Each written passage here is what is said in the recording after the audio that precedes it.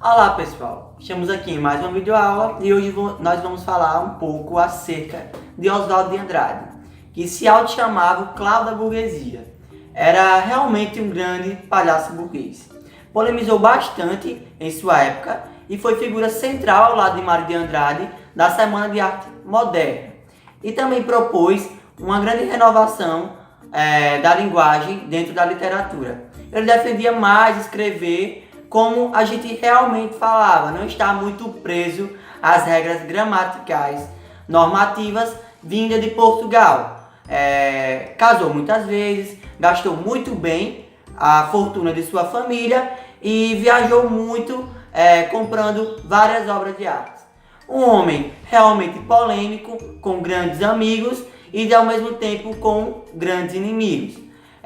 Os vestibulares mostram muito o quanto que ele estava empenhado em mostrar que tínhamos muitos exemplos nacionais para escrevermos literatura. Fundou a corrente Pau-Brasil, dentro da literatura, logo após a Semana de Arte Contemporânea. Nessa corrente, ele propunha que fizéssemos uma reflexão de como nós fomos colonizados e como nós nos deixamos levar pelas influências estrangeiras. Para isso, ele faz uma visita à carta de Pero Vaz de Caminha e em fragmentos de sua época, da época do descobrimento. Ele traz para a sua época paródias, algumas brincadeiras, repensando nessa nossa maneira de se comportar diante do que é estrangeiro. Assim, nós vamos encontrar poemas seguindo uma linha que a mídia costumava chamar de linha primitiva, porque ela resgatava essa época da colonização.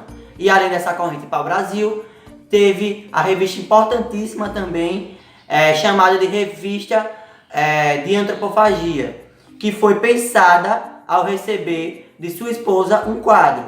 Sua esposa, todo mundo deve conhecer, né? É a Tarsila do Amaral, e o famoso quadro que ele recebeu foi o Abapuru, o homem que come carne humana.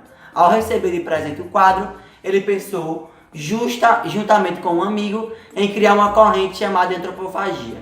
Essa corrente propunha uma devoração crítica da cultura estrangeira, com o intuito somente de aproveitar ela, ajudando a nossa cultura a ser mais original. De maneira geral, colaborou com a corrente Pau-Brasil, com a revista de Antropofagia, e incentivou os chamados poemas flash, chamado depois de poema minuto, que é um poema rápido, sem vírgula, sem pontuação.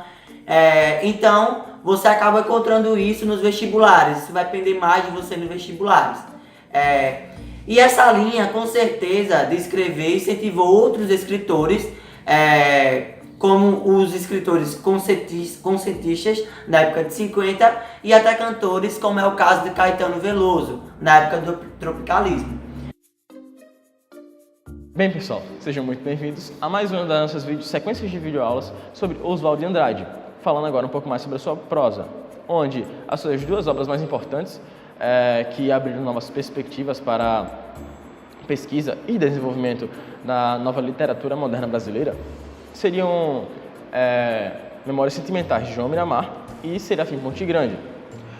Algo interessante e muito importante de falar sobre essas duas obras seriam que ambos os textos têm estruturas inovadoras que rompem os esquemas tradicionais da época, rompem muitos paradigmas, com versos curtos, de fácil entendimento, de boa fluidez, onde poderia se fundir a prosa e a poesia em uma obra só, tornando assim um estilo único e inovador e firme, que só Oswaldo de Andrade conseguia ter.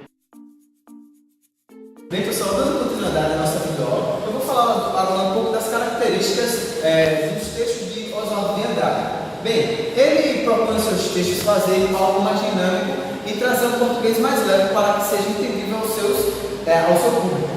Ele traz a linguagem espontânea, que é aquilo mais dinâmico, aquela coisa que todo mundo vai poder entender mais facilmente. O coloquialismo, que é aquela linguagem mais do dia a dia, para se habituar mais com o pessoal. a ruptura de modos, que no caso seria, ele não se prende muito àqueles formatos dos gêneros textuais antigos e das épocas. Ele tem um verso livre, como eu já tinha dito aqui, os moldes das fórmulas dos textos que antes eram sonetos, antes eram compostos por um número X de versos e com um número tanto de palavras, ele não traz isso nos seus textos, ele tenta fazer algo mais livre e dinâmico. E o predomínio do português mais velho, como eu já tinha dito, o coloquialismo é presente, e ele fala de um jeito mais simples e dinâmico para que todas as pessoas consigam entender os seus textos.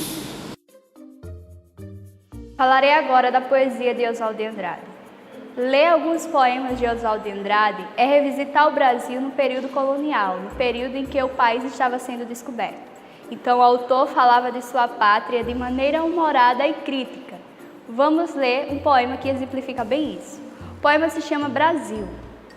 O Zé Pereira chegou de caravela e perguntou para o Guarani da Mata Virgem: "Sôs cristão?" "Não, sou bravo, sou forte, sou filho da morte. Teteretetê, quizá, quizá-quecê." Lá longe a onça resmungava: uá, O negro zonzo, saído da fornalha, tomou a palavra e respondeu: "Sim, pela graça de Deus. Canhembabá, cuncum." E fizeram o carnaval.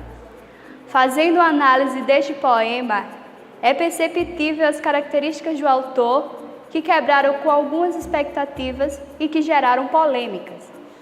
Então, o autor traz um diálogo entre os três principais personagens da história do Brasil: o negro, o português e o índio.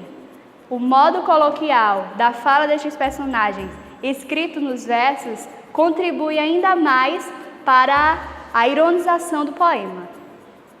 Além destes poemas, Oswald de Andrade também ficou conhecido pelos poemas piadas, que se tratavam de textos bem reduzidos, de até uma palavra, que realçava o humor e que eram trocadilhos entre o título e os versos.